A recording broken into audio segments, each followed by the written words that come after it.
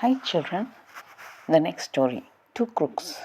Once there were two crooks named Dhaniram and Kaudimal. They lived in neighboring villages. Dhaniram was a blacksmith. One day he happened to be walking past a watermill, sack in hand. At the back of the watermill he found a whole pile of corn cobs without the grains. Someone had apparently removed the grains and dumped the cobs. Ram was delighted at the sight. Here's something that will burn well. I'll pick up as many as I can stuff into my sack. He promptly filled his sack with the cobs, tied the mouth of the sack with string, and set off homeward. Kaudimal was by profession a carpenter, and mighty proud he was too of his skill with saw and hammer. One day someone asked him to make a stool. Kaudimal promptly cut down a tree and carried a huge log of wood to his house to shape it. He placed the log on the floor and shaved it till there was barely enough wood left to make one leg of the stool. When Kandimal's wife came to the workshop, she could hardly see her husband's face above the mound of shavings. Why don't you throw away those shavings? She said. You have no room to work in. Kandimal was much impressed by his wife's wisdom. He got a large sack and filled it to the near bursting with shavings.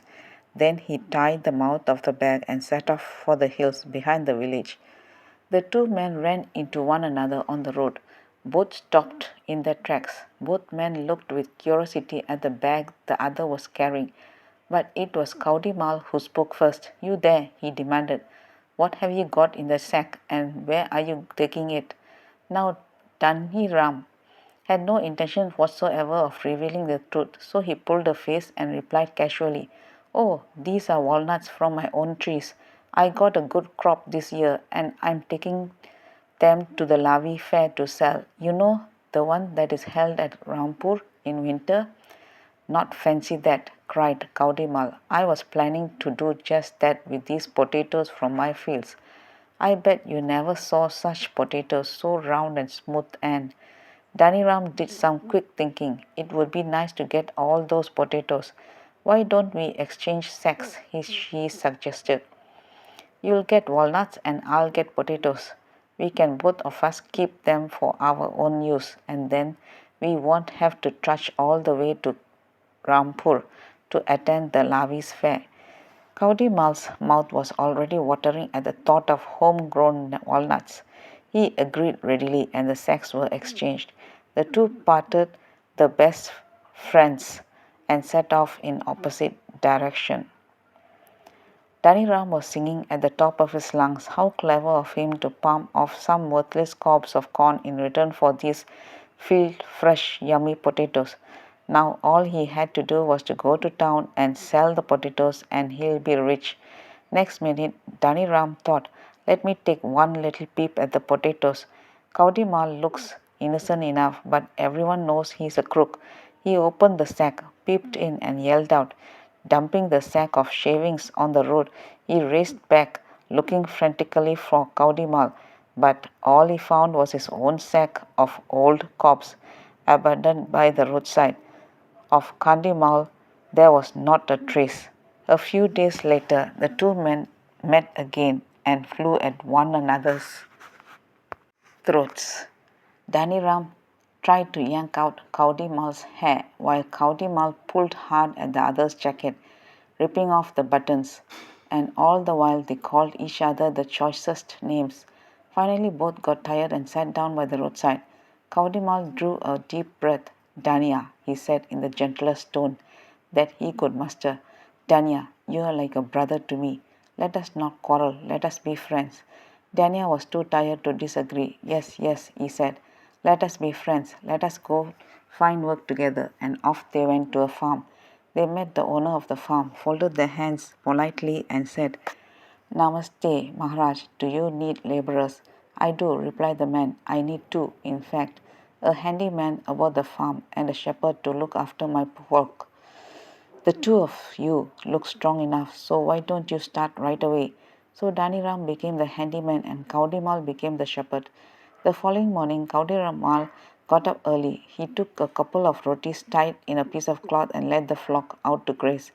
But things went badly for him. The sheep ran where their fancy took them, and County Mal climbed uphill and down, trying desperately to collect them. The sun was hot and thirst tormented him. County Mouse got so tired that he did not even touch the rotis that he had brought. Dani Ram did not have an easy time either. His master plied him with odd jobs till long after sunset. Dani Ram came home only when it had grown dark. His only consolation was that while sweeping the cowshed, he had found a rupee coin in the dust. After the evening meal, the two crooks got talking. Kaudimal was dying to exchange his job with Danya Ram, so he began, "Oh, it's such a fun to tend a flock. Sheep are the easiest creatures to manage. One just lets them crop grass on the hillside and they will let you lie down in the cool shade of trees and doze. At midday, someone from the farm will bring you a pot of buttermilk, so cooling or so refreshing with little blobs of butter floating on top. Tell you what, Dani Bai, I want to be a shepherd all my life." Dani Ram took in all the details and his mouth fairly watered at the prospect of leading a shepherd's life. But first he had to tempt County Mal into becoming a handyman. So he began, "I can see that it is nice to be a shepherd, but it is even better to be a handyman. All I had to do today was sweep the cowshed, and naturally I finished in no time.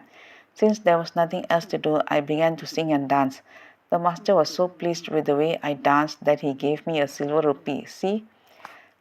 Said Kaudimal, trying hard not to sound too excited. "Would you like to take the sheep out to graze tomorrow?" "I can do that," said Daniram, as if doing the other a favor, "but you will have to stay here and sweep the cowshed." So the two crooks exchanged jobs, but when they met the following evening, they were feeling very cross. Daniram had lost a sheep, and Kaudimal had hammered the plough so hard that it broke. Both men were sacked, and in their rage they fell upon one another. "Why did you say it was nice to tend a flock?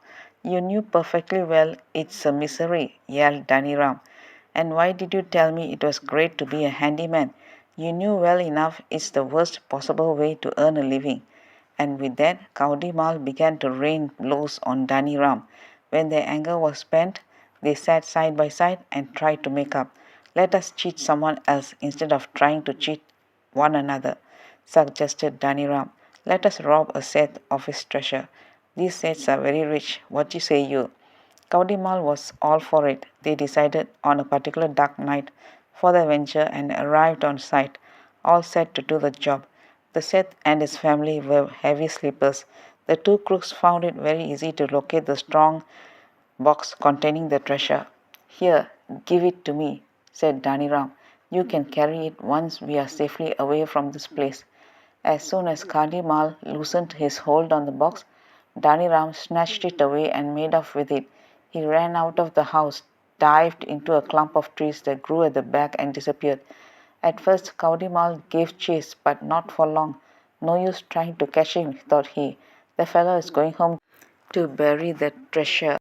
Oh, I am no crook." Taking a shortcut to Dani Ram's house, Kaudimal lay in wait. Dani Ram arrived soon enough. He was shocked to see Kaudimal, but covered up with a smile. "Oh, where were you?" he said. "I ran away only to escape the Sith, but I must say you are too slow. How do you ever hope to make a successful crook if you crawl that way?" Kaudimal cut him short. "Let's divide the stuff," he said curtly. There was a lock on the box, and the two crooks took some time to break it open. Inside they found several bundles, big and small, each wrapped in cloth and tied with a string. The crooks grabbed a bundle each, tore off the string and cloth, and stared down at the two stones. There was nothing but stones in the box. In a terrific rage, the crooks dashed the stones on the ground. They sat down in despair.